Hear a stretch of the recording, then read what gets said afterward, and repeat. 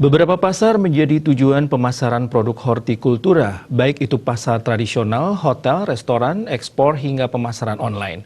Dari sekian pasar tersebut, pasar online paling mampu bertahan serta mengalami peningkatan di tengah pandemi COVID-19.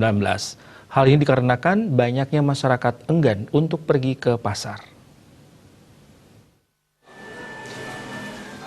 Ketua Forum Petani Muda Bali, Gede Agung Wedatama mengatakan dampak pandemi COVID-19 membuat sektor pariwisata di Bali mati suri, berpengaruh terhadap serapan produk hortikultura di pasar tradisional yang menurun drastis.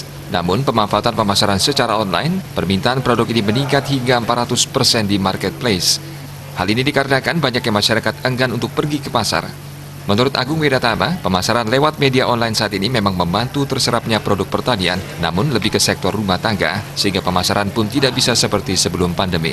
Secara global, saat ini memang terlihat ada penurunan. Nah, kalau makin kan memang ekspor terkena dampak karena beberapa bandara, pelabuhan tutup di lockdown. Yang kedua, B2B juga banyak yang tutup, hotel restoran banyak yang close. Jadi saluran-saluran penjualan kita yang di luar itu sudah terhenti. Nah, makin yang ada cuma retail. Retail pun sekarang orang tidak bisa belanja ke pasar karena kita juga supply ke pasar, ke pedagang pasar untuk produk-produk hortikulturanya.